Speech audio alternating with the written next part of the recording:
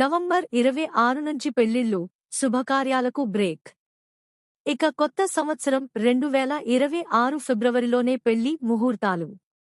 ఎందుకంటే హిందూ క్యాలెండర్ ప్రకారం మూఢమి రోజుల్లో ఎలాంటి శుభకార్యాలు నిర్వహించకూడదని, ఒకవేళ మూఢమి సమయంలో శుభకార్యాలు చేస్తే దోషం ఏర్పడుతుందని చెబుతుంటారు. ఇప్పటికే ఈ ఏడాదిలో మార్చి నెలలో మూఢమి ఏర్పడింది. అలాగే నవంబర్ నెల 26 నుంచి శుక్ర మౌఢ్యమి లేదా శుక్ర మూఢమి ప్రారంభం కానున్నట్లు పండితులు చెబుతున్నారు. ఈ క్రమంలో అసలు మౌఢ్యమి అంటే ఏమిటి? ఈ మౌఢ్యమి ఉన్న రోజులు ఏం చేయకూడదు? ఏ కార్యాలు చేయొచ్చు? వంటి విషయాలను తెలుసుకుందాం. కొన్ని రోజులు శుభకార్యాలు చేయడానికి అనుకూలంగా ఉంటాయి. కొన్ని రోజులు శుభకార్యాలు చేయడానికి అనుకూలంగా ఉండవు. ప్రత్యేకించి మూఢం లేదా మౌఢ్యమి రోజుల్లో శుభకార్యాలు నిర్వహించకూడదని పండితులు చెబుతుంటారు. ఈ క్రమంలో జ్యోతిష్య శాస్త్రం ప్రకారం ఈ ఏడాది నవంబర్ 26వ తేదీ నుంచి శుక్ర మౌఢ్యమి, శుక్రుడు అస్తంగత్వం ఏర్పడనుంది. కొత్త సంవత్సరం ఫిబ్రవరి 2026 17వ తేదీ వరకు ఈ శుక్ర మౌఢ్యమి కొనసాగుతుంది. అంటే సుమారు 83 రోజుల పాటు. అంటే శ్రీవిశ్వావసు నామ సంవత్సరం మార్గశిర శుద్ధ షష్ఠి నుంచి మాఘమాసం 2026 బహుళ అమావాస్య వరకు ఈ శుక్ర మౌఢ్యమి ఉండనుంది. ఈ సమయంలో శుభకార్యాల్ని చేయకపోవడం అనేది పూర్వం నుంచి వస్తోన్న సంప్రదాయం.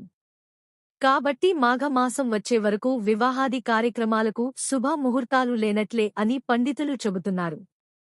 అయితే ఆయా ప్రాంతాలు అనుసరిస్తున్న సంప్రదాయాల ప్రకారం స్వల్ప మార్పులు ఉండొచ్చు.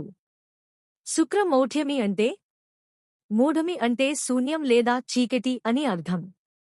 గురుడు లేదా శుక్రుడు సూర్యుడితో కలిసి ఉండే కాలాన్ని మౌఢ్యమి అంటారు. దీనినే వాడుక భాషలో ఆయా ప్రాంతాలను బట్టి మూఢమి లేదా మూఢం అని అంటారు.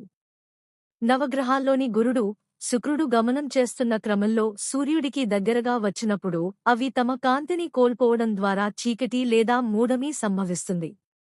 ఇంకా వివరంగా చెప్పాలంటే సౌర కుటుంబానికి సూర్యుడు పెద్దగా చెబుతారు. సూర్యుడి శక్తి, కాంతి అనంతం. అలాగే గురుడు, శుక్రుడు ఇవి రెండూ శుభగ్రహాలు. ఈ శుభగ్రహాలు మూఢమి సమయంలో తమ తేజస్సును కోల్పోవడం వల్ల చీకటి రోజులుగా భావించి శుభకార్యాలను వాయిదా వేస్తుంటారు. సాధారణంగా శుభకార్యాలు నిర్వహించాలంటే గురు బలం బాగా ఉండాలి. అలాగే సిరిసంపదలు, సంతోషాలకు శుక్రబలం ఎక్కువగా ఉండాలి. అయితే మూఢమి సమయంలో ఈ రెండు గ్రహాలు బలహీనంగా తేజస్సు కోల్పోయి ఉంటాయి. కాబట్టి ఎలాంటి శుభకార్యాలు నిర్వహించకూడదు అని పండితులు చెబుతుంటారు. అందుకే ఈ మూఢమి ఉన్నన్ని రోజుల్లో ఎలాంటి శుభకార్యాలు చేయరు. ఈ మూఢమి సమయంలో పెళ్లిచూపులు, నిశ్చితార్థం, వివాహం, ఉపనయనం, నూతన గృహప్రవేశం, ఇంటికి లగ్నం, యజ్ఞాలు, దేవతా విగ్రహ ప్రతిష్ఠలు, వాహనం, ఇల్లు వంటివి కొనడం, బోర్లు వేయించడం, పుట్టువెంట్రుకలు తీయించడం, చెవులు కుట్టించడం, కొత్త వ్యాపారాలు ప్రారంభించడం, తీర్థయాత్రలకు వెళ్లడం, కొత్త ప్రయాణాలు ప్రారంభించడం, పదవీ ప్రమాణ స్వీకారం వంటివి చేయకూడదని పండితులు చెబుతున్నారైతే యథాతథంగా జరుపుకునే వాటిలో సీమంతం, నూతన వస్త్రాలంకరణ వంటి వాటికి ఈ మూఢమివర్ తించదు అని చెబుతున్నారు.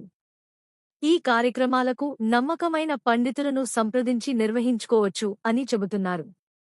అలాగే కొన్ని అనివార్యమైన నిత్య కర్మలకు ఈ మూఢమి దోషం వర్తించదని కూడా చెబుతున్నారు.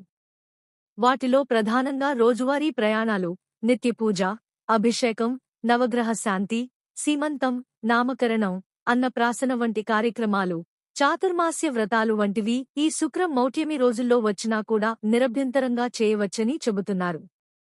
ఇక ఈ ఏడాది మార్చిలో కూడా మూఢం రోజులు, మార్చి 13 నుంచి 25 వరకు వచ్చిన విషయం తెలిసిందేమీ చేయకూడదు. వివాహాలు మరియు నిశ్చితార్థాలు. ఈ సమయంలో ఎలాంటి వివాహ, నిశ్చితార్థ కార్యక్రమాలను వాయిదా వేయాలి. గృహప్రవేశాలు. కొత్త ఇళ్లలోకి మారడం, గృహప్రవేశాలు చేయకూడదు. కొత్త వ్యాపారాలను ప్రారంభించడం లేదా ఉన్న వ్యాపారాలలో పెద్ద మార్పులు చేయడం వంటివి చేయరాదు. ఆస్తి కొనుగోలు. కొత్త ఆస్తులు కొనుగోలు చేయకుండా ఉండటం మంచిది. కొత్త వాహనాలు కొనడం, ఉపయోగించడం వంటివి కూడా శుభప్రదంగా భావించబడదు. ఏమి చేయవచ్చు? మతపరమైన పనులు, పూజలు, యజ్ఞాలు, భక్తి కార్యక్రమాలు యథావిధిగా చేసుకోవచ్చు. రోజువారీ పనులు, సాధారణ రోజువారీ పనులను ఎటువంటి ఆటంకం లేకుండా కొనసాగించవచ్చు. ఆధ్యాత్మిక సాధన, ధ్యానం, ఆధ్యాత్మిక గ్రంథ పఠనం వంటివి చేసుకోవడం శ్రేయస్కరం.